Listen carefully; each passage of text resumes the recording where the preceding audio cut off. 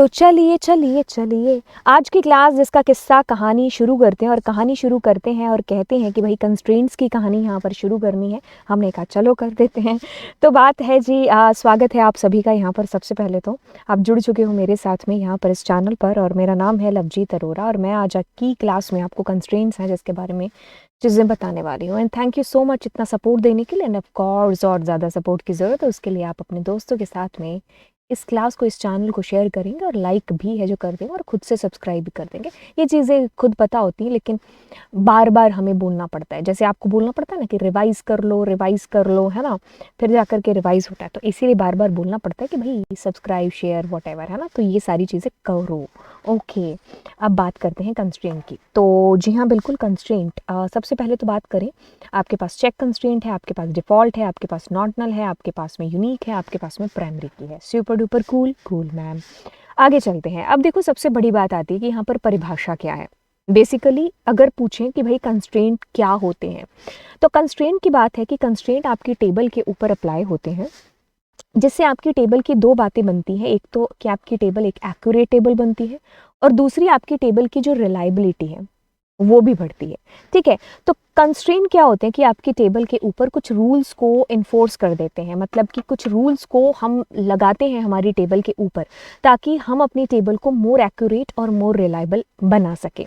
इसलिए हम कुछ रूल्स को इन्फोर्स करते हैं हमारी टेबल के ऊपर। कहने का मतलब है कि एक लिमिट, एक दायरा सेट कर देते हैं ये कंस्ट्रेंट्स, जिसकी वजह से हमारी टेबल एक एक्यूरेट टेबल हो जाती है और एक रिलायबल टेबल मानी जाती है। अगर मान लीजिए इनमें से कोई कंस्ट्रेंट ना हो, मान लीजिए कोई प्राइमरी की कंस्ट्रेंट ना हो, तो क्या होगा, डेटा कभी भी कोई भी एंटर हो जाएगा, नल होता रहेगा डेटा, कोई भी डुप्लीकेसी होती रहेगी, है ना।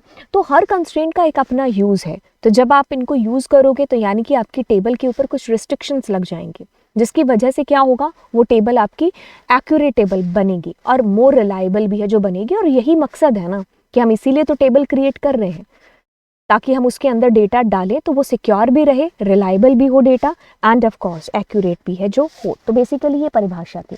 बात करेंगे प्राइमरी की। अब सबसे पहला कंस्ट्रेंट आता है, इसको हम लोगों ने कीज के किस्से में जाना था, तो वही किस्सा यहाँ थ्योरेटिकल बताएंगे लेकिन प्रैक्टिकल भी है जो साथ के साथ करेंगे। अब बात आती है कि प्राइमरी की किस तरीके से क्रिएट होती है, या फिर प्राइमरी की पहले देखा जाए तो क्या होती है। तो प्राइमरी की तीन शर्तें हैं। पहली शर्त है कि भाई जब भी आप किसी भी टेबल में प्राइमरी की बनाओगे ना, तो वो क्या होगा, वो जो पर्टिकुलर कॉलम होगा, there must be a single. चलो सबसे पहले की बात करते हैं। एक टेबल में एक ही प्राइमरी की होगी, पहली शर्त। दूसरी की जिस भी टेबल के अंदर जिस भी एट्रीब्यूट को आपने प्राइमरी की डिक्लेयर किया, तो वो हमेशा क्या होगा, नॉट नल होगा। मतलब उसमें कुछ ना कुछ वैल्यू होगी, नल कभी नहीं हो सकता। अच्छा, दूसरी शर्त, तीसरी शर्त कहने का मतलब है होगी कि भाई जो भी डेटा आप रखोगे ना, वो हमेशा क्या होगा, यूनिक होगा। तो यानी कि एक टेबल में एक प्राइमरी की है, और क्या होगा कि भाई एक टेबल में जिस एट्रीब्यूट में आपने प्राइमरी की रखा है वो कभी भी नल नहीं होगा और कभी भी डुप्लीकेट नहीं होगा। तो ये तीन चीज़ें हैं जो आपको प्राइमरी की के साथ करनी है। इसको कैसे क्रिएट करेंगे, इसको हम लोग कुछ इस तरीके से क्रिएट कर रहे होंगे कि हमने यहाँ पर अपना जो है एट्रीब्यूट लिखा, डेटा टाइप लिखा और जस्ट प्राइमरी की लिखा। ठीक है, अब इनको एक साथ सबको बता दूंगी प्रैक्टिकली। ठीक है, एक बार थ्योरेटिकली थोड़ा सा समझ लो यूनिक की।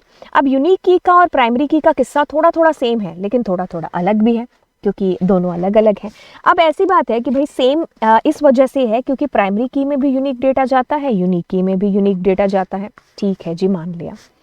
लेकिन प्राइमरी की में कभी नल डेटा नहीं जाता है, लेकिन इसमें आप नल डेटा की एंट्री कर सकते हो। तो कहने का मतलब यहाँ पर सिर्फ इतना सा कि आपको अपनी टेबल के अंदर जो डेटा चाहिए ना, वो क्या हो कि हमेशा यूनिक डेटा हो। ठीक है, लेकिन उसमें नल एंट्री होने को हो जाए तो तब हम इस यूनिक की को याद करेंगे। समझ में आई बात? ठीक है, अब इसको डिक्लेयर करने के लिए कुछ नहीं है, आपने प्राइमरी की जैसे बनाया था वैसे ही आपको यूनिक की लिखना है। की लिख दो, नहीं लिखोगे तो भी चलेगा। ठीक है, तो यूनिक लिख दिया वो भी चलेगा। नेक्स्ट चलिए किस्सा बात करते हैं किसकी, नॉट नल कंस्ट्रेंट की। तो नॉट नल कंस्ट्रेंट कहता है कि the column having not null constraint can not contain null values. बिल्कुल नाम से काम का पता चल रहा है। काम कहता है कि भाई क्या होगा, इसमें कभी भी वैल्यूज जो है ना वो आप नल नहीं रख सकते, हमेशा कुछ ना कुछ वैल्यू आएगी। तो जब आपको ऐसे एट्रीब्यूट्स की ज़रूरत होती है तो आप जो है कि जिसमें आपको कभी भी नल नहीं रख सकते। जैसे कि किसी का फॉर्म फिल करा रहे हो, उसमें नाम है, तो बंदे ने जब नाम ही नहीं लिखा तो फिर क्या ही है ना, तो उसका नाम एंट्री ज़रूरी हो गई ना, तो आप नाम के लिए नॉट नल रखोगे कि डुप्लीकेट बेशक हो जाए बट खाली ना हो कभी, तो नॉट नल के लिए आपको नॉट नल लिखना पड़ेगा। अब आते हैं डिफ़ॉल्ट कंस्ट्रेंट। कभी कभी ऐसा होता है कि जब आप अपनी टेबल के अंदर डेटा को पुट कर रहे होते हैं ना, तो क्या होता है कि कुछ एट्रीब्यूट्स जो आप मैंडेटरी नहीं रखते हो उनका डेटा लोग स्किप कर देते हैं, है ना, यूज़र ने स्किप कर दिया, तो वहाँ पर क्या होगा, डिफ़ॉल्ट एंट्री हो जाए। तो याद है आप लोगों ने वर्किंग विद द फंक्शन, अगर क्लास 12 कंप्यूटर साइंस वाले स्टूडेंट होंगे यहाँ पर, तो उन्होंने फंक्शन किए होंगे। तो फंक्शन में डिफ़ॉल्ट नाम का एक आप लोगों ने किया था, डिफ़ॉल्ट नाम का एक आप लोगों ने किया था फंक्शन के अंदर आर्ग्यूमेंट, है ना। तो वो किस्सा अगर आपको याद है ना, तो वैसा ही किस्सा इसके अंदर भी है। अगर किसी ने नहीं भी किया तो भी मैं समझा देती हूँ कि क्या होगा कि मान लीजिए आपने यहाँ पर जो है सिटी का एट्रीब्यूट है ना, वो आपने क्या रखा, डिफ़ॉल्ट रख दिया कि अगर कोई सिटी नहीं डालेगा तो वहाँ दिल्ली ऑटोमेटिकली चला जाएगा। तो मतलब कहने का कि अगर किसी ने खाली छोड़ दिया तो वहाँ पर दिल्ली आ जाएगा अभी, ठीक है। तो ऐसा जो कंस्ट्रेंट अगर आप कहते हो, तो default constraint is used to assign the default value to a column when the user does not provide any value. However if a user provide any value then it will be overwrite, ठीक है। तो अगर user ने value डाली है तो वही value आएगी, लेकिन अगर नहीं डाली है तो ये जो डिफ़ॉल्ट वैल्यू सेट की है वो आ जाएगी, ठीक है। जैसे कि आपने डिफ़ॉल्ट एफ कर दिया कि भाई अगर आपने जेंडर नहीं इंसर्ट किया तो फीमेल वहाँ पर ऑटोमेटिकली आ जाएगा। अब चेक कंस्ट्रेंट, ये खैर सिलेबस में नहीं है बट फिर भी हम इसको कर लेते हैं। चेक कंस्ट्रेंट को अचीव कर रहे हैं, बट उससे पहले देखिए कहता है कि check constraint ensures that all the values in a column satisfied certain conditions। जैसे कि अगर आपका पेपर हुआ है 100 नंबर का, ठीक है, अब आपके कम से कम 0 आएंगे, ज़्यादा से ज़्यादा 100 आएंगे।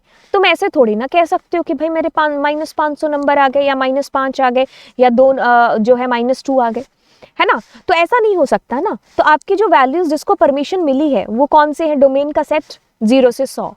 तो ये चीज़ अचीव हो रही होगी किसके थ्रू, चेक के थ्रू, है ना। आप कह दो कि भाई एक कॉलेज है, उस कॉलेज के अंदर सिर्फ कॉमर्स वाले हैं और आर्ट्स वाले हैं जिनको जो है एंट्री मिल सकती है। तो अब ऐसी बात है कि आप इनका डोमेन सेट कर दोगे, चेक हो गया, आपने चेक में लगा दिया, तो अब आप साइंस नहीं एंटर कर सकते। तो कहने का मतलब ये हुआ सिर्फ कि आपने कुछ वैल्यूज़ के ऊपर यहाँ पर कुछ कंडीशन मतलब लगा दी और उस फिर कह दिया कि भाई ये सर्टेन कंडीशन है जो सेटिस्फाइड करनी पड़ेगी या होगी, तब भी वही वैल्यूज़ हैं जो एंटर हो सकती हैं। मतलब कहने का यही मतलब है, ठीक है। अगर एज नाम का चलिए एक एट्रीब्यूट ले लेते, एज के अंदर अब मिनिमम एज की बात करेंगे तो 1 हो सकता है, मैक्सिमम कह लो यार हद है कि 110 कर लें, 120 कर लें। ऐसा तो नहीं कि तुम 500 साल वहाँ पर लिख दोगे या -500 लिख दोगे।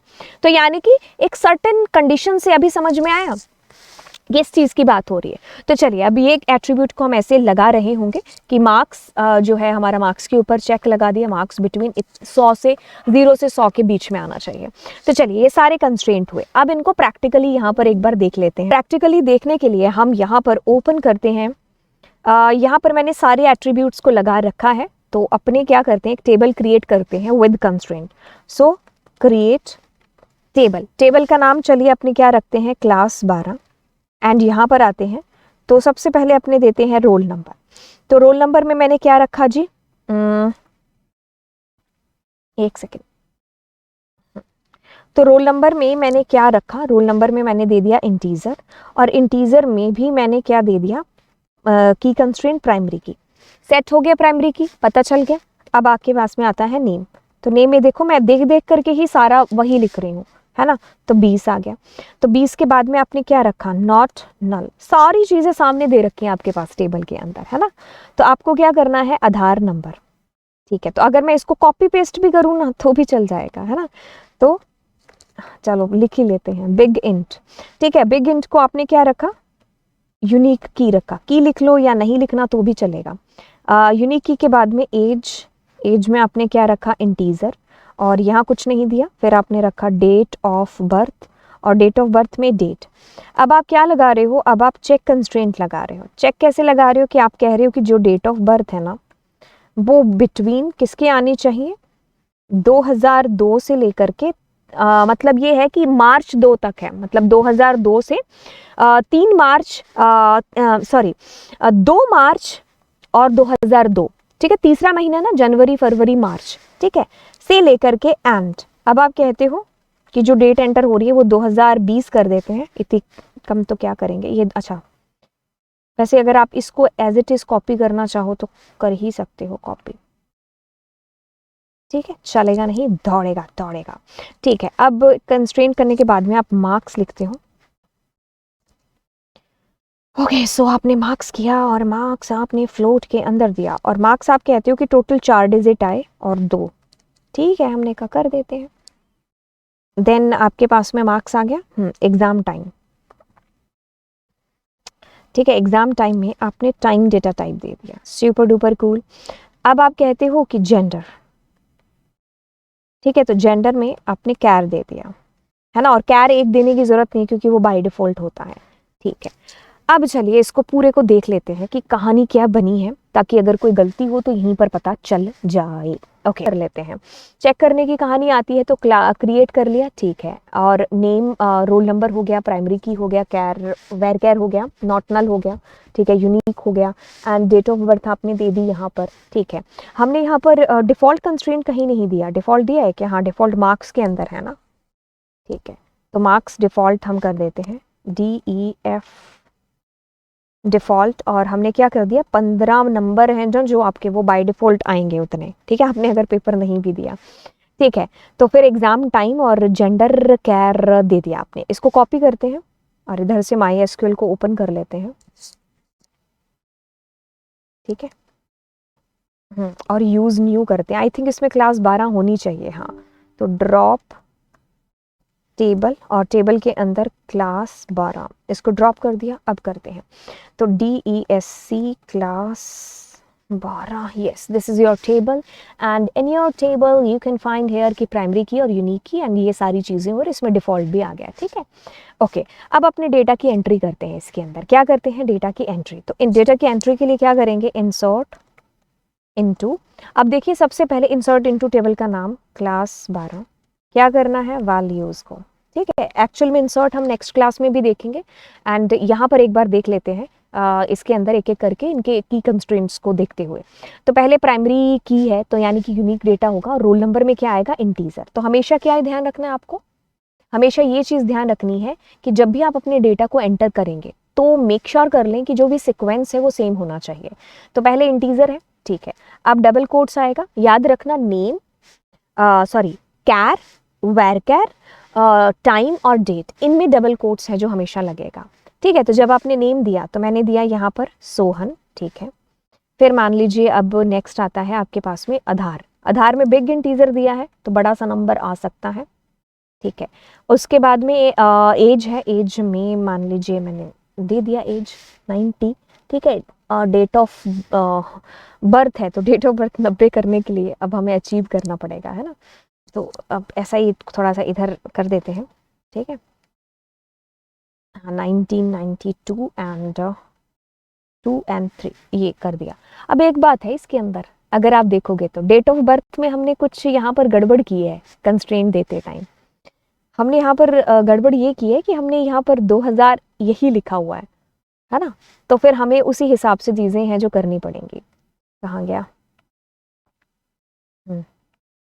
हाँ, तो हमें जो है ये उसी हिसाब से चीज़ें करनी पड़ेंगी, हाँ, ठीक है। तो अब हमें यहाँ पर जो डालना है वो 2000, और जो हमें चेक कंस्ट्रेंट क्या है, आई थिंक तीसरा महीना है, तो चलिए 4 कर देते हैं, मतलब 4 हो गया हमारा कौन सा, अप्रैल, है ना, तो अप्रैल है, जनवरी फरवरी मार्च अप्रैल, तो 4 अप्रैल का टाइम है, ठीक है, ओके। आगे हम लोग करते हैं इसके अंदर, एक सेकेंड, आगे हम लोग करते हैं इसके अंदर, और क्या चीज़ आएगी, टाइम नहीं, मार्क्स आएंगे, तो मार्क्स के अंदर 90.90 किया। देन आपके पास में टाइम है, टाइम के अंदर आपने टाइम के अंदर मान लीजिए 11:30 कर दिया, है ना, ओके। देन आपके पास में आपने जेंडर मान लीजिए मेल कर दिया, है ना, तो ठीक है। अब आपने क्या किया, इंटीजर किया, ठीक है, यानी कि रोल नंबर, ठीक है, फिर वैरकैर किया यानी कि नेम, फिर आपने आधार नंबर डाला यानी कि बिग इंटीजर, एज डाली, और फिर आपने डेट ऑफ बर्थ डाला, फिर आपने मार्क्स डाले, एंड फिर आपने जो है टाइम डाला, और उसके बाद में आपने जो नेक्स्ट चीज़ डाली जो कि जेंडर डाल दिया। तो अगर आप एंटर करते हैं तो आपको पता है सेलेक्ट स्टार फ्रॉम, टेबल का नाम इस क्लास 12, तो like how you will be able to see your data, तो आपने इस कदर इस प्रकार से अपना डेटा वॉच कर लिया कि ये डेटा आया, ठीक है। अब अपने इसको निकालते हैं और इसके पहले जो है कंडीशन को पढ़ते हैं। कंडीशन देखिए, पहली हो या दूसरी हो या तीसरी हो, बात इसमें क्या हो रही है कि एक टेबल में एक प्राइमरी की हो सकती है, ठीक है, ये तो सिद्ध है। अब इसमें ऐसा करते हैं कि डेटा डालेंगे नल वैल्यू, ठीक है। तो चलिए पहले नल डाल करके देखते हैं और फिर आपको चीज़ें बताते हैं कि जैसे अपने क्या करते हैं, इसमें नल वैल्यू डालते हैं पहले तो, ठीक है। तो आप क्या करते हैं, NULL। तो इसने क्या कहा, रोल नंबर कभी नल नहीं हो सकता, पहली चीज़ क्लियर हो गई, ठीक है। अब दूसरी चीज़ आती है कि इसमें कभी भी जो वैल्यूज़ होंगी ना वो डुप्लीकेट नहीं हो सकती, ठीक है, ओके। तो अब अपने क्या करते हैं, सेम रिकॉर्ड को दोबारा एंटर करते हैं। तो ये क्या कहेगा, अरे अरे 101 डुप्लीकेट एंटर, समझ में आई बात, ठीक है। अब हम दूसरी पर चलते हैं, पहले इसमें 102 करते हैं। अब दूसरा है कि आपने जो है एट्रीब्यूट कौन सा लगाया है, नेम, है ना। तो नेम के अंदर नॉट नल है, तो यानी कि नाम को कभी आप खाली नहीं छोड़ सकते, ठीक है। तो अब अपने क्या करते हैं, नाम को नल रखने की कोशिश करते हैं। तो हम क्या करते हैं, NULL। तो ये कहेगा name can not be null. क्यों नहीं नल हो सकता, क्योंकि आपने उसमें नॉट नल कंस्ट्रेंट रखा है, that's why, this is the reason, okay. Then next आपके पास में आता है Aadhaar number, it should be unique, ठीक है। तो अपने क्या करते हैं, पहले तो इसको हटाते हैं और यहाँ पर 101 था, 101 को 102 बनाते हैं और सोहन की जगह सोहन, ठीक है। और ये हमेशा यूनिक आएगा। अगर मैं सेम एंट्री पहली बार मैंने मान लो 102 कर दिया, पहली बार किया है, लेकिन इसके अंदर आधार नंबर के अंदर क्या कहेगा, डुप्लीकेट एंट्री नहीं हो सकती, क्योंकि आधार में आपने क्या किया है, ध्यान से ध्यान दो, आधार वाले में आपने यूनिक की दे रखा है, तो इसमें डेटा जब भी आएगा यूनिक होगा, ठीक है। हाँ, तो अब हमें क्या करना पड़ेगा, इसमें डेटा जब भी देना है तो कुछ यूनिक देना पड़ेगा। मैंने कुछ अलग डिजिट डाल दी, 222, है ना, इससे अलग, तो अब वो एंट्री हो गई होगी। तो अगर आप देखोगे तो आपके पास में ये एंट्री होगी। अब बात आती है कि अगर अगर अगर पहले तो प्राइमरी की को चेंज करते हैं, 102 के बाद में 103, है ना, ओके। तो अगर मैं इसको नल रखूं तो चलेगा, हाँ दौड़ेगा, क्योंकि यूनिक की आपकी नल हो सकती है। तो यूनिक की कैन बी नल, और यूनिक की कितनी बार नल हो सकती है, कितनी बार भी डाल सकते हो आप। तो इसमें मैं एक बार 104 करती हूँ और अगर मैं इसको डेटा को शो करती हूँ तो yes it can be null null null, लेकिन कभी भी डुप्लीकेट एंट्री नहीं हो सकती इसके अंदर। ये चीज़ हमें कभी भूलनी नहीं है इसके केस में। है अगले कंस्ट्रेंट की, जो कि चेक कंस्ट्रेंट है। इसमें क्या है, 3rd मंथ और 2nd तारीख और 2000 से लेकर के 9th मंथ और 4 तारीख और 2015, तो इस बीच का डेटा हो सकता है। हाँ, ये दोनों भी इंक्लूड हो सकते हैं, आप सेम डेट पर भी कर सकते हो, लेकिन इनसे अलग नहीं हो सकता। जैसे कि अगर मैं सेम एंट्री करूं, पहले तो इसको 104 से 105 करते हैं, फिर इस डेट के ऊपर आते हैं। तो मान लीजिए डेट अपने क्या करते हैं, 1992 कर देते हैं। तो ये देखिए क्या कहेगा, आप ऐसा नहीं कर सकते, चेक कंस्ट्रेंट में ये रूल है जो आप ब्रेक नहीं कर सकते, ठीक है। हाँ, अब अपने कहते हैं कि सेम यही एंट्री करके देखें, सेम इसी एंट्री को करें, इसको कॉपी करते हैं और ये सेम आपके पास में हो जाएगी, ठीक है, ठीक है, सेम हो गई। नहीं, सेम नहीं हुई, क्योंकि हमारे पास में यहाँ एरर आ गई इसकी, किसकी, यूनिक की। आधार कार्ड हमारा कभी भी जो है डुप्लीकेट नहीं हो सकता, क्योंकि यूनिक की कंस्ट्रेंट है ना, मैंने इसको नल बनाया था, ठीक है। तो ये चीज़ हो गई अभी, ठीक है। तो कहने का मतलब है कि हमारे पास एंट्री देखो क्या हो गई, 2003 और 2 हो गया ना, अगर आप देखोगे तो 2003 और 2, तो ये दोनों एंट्री तो हो सकती हैं एज इट इज़। अगर आप ये भी डेट डालोगे तो ये भी एंटर हो जाएगी, बट 2000 से लेके 2015 इस तारीख के बीच का ही डेटा हो सकता है, इनके अलावा नहीं हो सकता। अगर मैं मान लीजिए ये तीसरा महीना है, उसकी 2 तारीख है ना, और अगर मैं 1 तारीख भी करती हूँ तो भी एंट्री नहीं होगी। तो इसके लिए सबसे पहले 105 करते हैं, हाँ 100,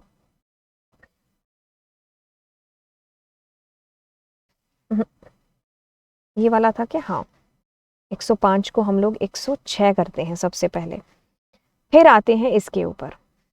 तो इसमें देखो 3 तारीख, अब मैं 1 तारीख करूंगी ना तो भी नहीं करने देगा ये, ठीक है। तो यानी कि इसके अंदर क्या होगा, इस डेटा के बीच का डेटा ही सरवाइव कर सकता है, मतलब आ सकता है, परमिशन है, इसके अलावा वाला नहीं। ठीक है, तो ये बात आई। अब डिफ़ॉल्ट कंस्ट्रेंट की बात करते हैं, तो डिफ़ॉल्ट में क्या होगा कि जब आप एंट्री नहीं करोगे इस पर्टिकुलर रिकॉर्ड में, तो ही क्या होगा, इसमें 15 चला जाएगा। ठीक है, जैसे कि अगर हम इसमें एंट्री करें इंसर्ट इनटू क्लास 12 टेबल का नाम है। ठीक है, अब हम ना कुछ कुछ कंस्ट्रेंट जैसे कि देखना पड़ेगा कौन कौन से कंस्ट्रेंट, रोल नंबर, ठीक है, और नॉट नल वाला कौन सा है, नेम। ठीक है, ओके, सिर्फ हम इसके अंदर एंट्री करना चाहते हैं। ठीक है, वैल्यूज।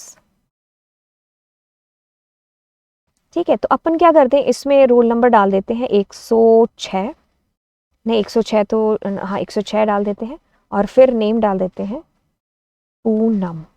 अब अगर अपने रन करें और देखें इसके अंदर डेटा को, तब अगर आपको एक चीज़ मालूम पड़ेगी, एक सेकेंड, तो देखिए 106 और पूनम आ गया, बाकी सब पर नल आ गया, लेकिन जो मार्क्स था उसके ऊपर बाय डिफॉल्ट 15 आया है, क्योंकि आपने डिफॉल्ट एंट्री क्या डाली है, 15। तो आपको पता चला कि क्या हुआ। तो मतलब जब यूज़र नहीं डालेगा तो ये 15 उस वक्त काम आएगा। ठीक है, उस वक्त आपके पास में ये 15 है जो आपका काम कर रहा होगा। तो अभी आपको क्या क्या चीज़ें समझ में आई, अगर मैं आपसे दोबारा आपको रिवाइज कराऊं, तो आपको ये चीज़ समझ में आई कि प्राइमरी की में कभी भी आप नॉट नल एंट्री नहीं रख सकते, कभी भी डुप्लीकेट एंट्री नहीं रख सकते। ये बातें समझ में आई, इसको इस तरीके से आपने लगाया। फिर आपको बात आती है कि यूनिकी में आप नल वैल्यू दे सकते हो, लेकिन कभी भी डुप्लीकेट नहीं दे सकते। याद है दूसरी बार आधार नंबर आ गया था तो कैसे एरर आ गई थी। फिर आती है आपके पास में नॉट नल, इसको आप चाह करके भी कभी नल नहीं रख सकते, आपको कुछ ना कुछ देना पड़ेगा। हाँ, डुप्लीकेट भी दे सकते हो, लेकिन कुछ ना कुछ देना पड़ेगा। ओके, आप इसको इस तरीके से सेट करोगे। डिफॉल्ट कंस्ट्रेंट में अभी जब हमने एंट्री नहीं की थी तो उसमें 15 आया था, बाकियों में नल आ गया था, है ना। ओके, जो हमारे पास में नेक्स्ट हमारा चेक कंस्ट्रेंट था, तो चेक कंस्ट्रेंट में क्या था कि आप डेट ऑफ बर्थ अगर उन दोनों के बीच का दे रहे हो तो ठीक है, लेकिन उनके अलावा दे रहे हो तो फिर इसको दिक्कत हो रही है। ठीक है, तो इस तरीके से आपने ये चेक कंस्ट्रेंट और ये सारी चीज़ें की, राइट। एंड आई होप आप लोगों ने आज की क्लास में बहुत सारी चीज़ें हैं जो मुझसे सीखी होंगी। एंड इससे जाने से पहले ना मैं आपको कुछ कुछ चीज़ें बता दूँ, कुछ कुछ चीज़ें रिलेटेड टू इसके बारे में, जैसे ये इसके बारे में, है ना। तो एक बार यहाँ पर हम क्रिएट करते हैं, क्रिएट टेबल। टेबल का नाम OPPP कुछ भी नहीं दिक्कत करेगा तो इसका नाम EXT रख देते हैं। ठीक है, तो अपने ये सेम एंटर करते हैं। ठीक है, ओके, तो और एक और कर देते हैं। ठीक है, मार्क्स में 5 और 3 कर देते हैं। ठीक है, ओके, मार्क्स 1 और मार्क्स 2 ऐसा कर दिया। अब इन दोनों में अंतर समझो कि क्या है। तो अपने क्या करते हैं, इसको थोड़ा सा बड़ा करते हैं और इस पर कंट्रोल V कर देते हैं। अब करते हैं इंसर्ट इनटू EXT, क्या करना है, वैल्यूज़ को। अब वैल्यूज़ को इंसर्ट करेंगे तो टोटल कितनी डिजिट हो सकती है, यहाँ पर देखो 4। अब 4 डिजिट होंगी, काउंट कर लो 1 2 3 4, तो पॉइंट के बाद में 2। ठीक है, फिर अगले वाले में टोटल 5 डिजिट हो सकती हैं। तो आपने देखो टोटल कितनी डाली, 3 और 2 5। ठीक है, पॉइंट के बाद में कितनी हो सकती है, 3, तो पॉइंट डाल दिया। तब आपके पास में सेलेक्ट स्टार फ्रॉम EXT।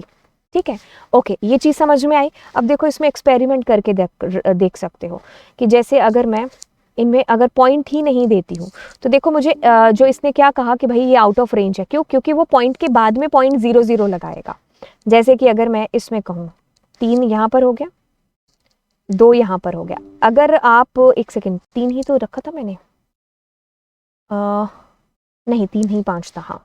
तो अगर मैंने यहाँ पर इसको किया और अब अगर मैं इसको आपको दिखाऊं, तो इसने क्या किया है, देखो टोटल 5 हो गई ना, 3 पॉइंट के बाद में आपने कितनी कही थी, 3 कही थी, है ना। अगर आप देखो तो 3 यहाँ पर लिखा था, बिकॉज ऑफ देखो ना ये वाला जो 3 है इसकी वजह से देखो आपके पास में 3 0 आ रही हैं, और इसकी वजह से मुझे यहाँ एरर भी आई थी। कहाँ था एरर, आउट ऑफ रेंज, ये रहा। तो आपने 3 इधर डाल दी और 3 इधर आएगी तो वो 6 नहीं हो जाएगी टोटल, तो आपको इसलिए 5 रखना पड़ेगा। दैट्स वाई फिर मुझे इसको चेंज करना पड़ा। तो आपके पास में 45,000। ठीक है, अब अगर हम यहाँ पर जैसे मैंने अगर ये कर दिया, ठीक है, और 1 0 मिटा दी, तो वो 1 1 0 फिर एक्स्ट्रा अपने आप लग जाएगी। ठीक है, तो 2 0 एंड 420, राइट। ठीक है, तो अगर आप इसमें वैल्यूज़ को जो है ज़्यादा रखने की कोशिश करोगे, जैसे मैंने ऐसे रखा तो आउट ऑफ रेंज आ गया, तो टोटल 4 डिजिट होंगी पॉइंट के बाद में, जितना भी आप दोगे तो वो उतना होगा। ठीक है, आई होप ये चीज़ आपको समझ में आ गई होगी। बाकी इसमें और वैल्यूज़ डाल करके देख लेना, अपने आप क्लियर हो जाएंगी चीज़ें। ठीक है, तो चलिए फिर चलते हैं, अगली क्लास में आपको मिलते हैं। And thank you so much, और bye bye, and do subscribe the channel. Bye.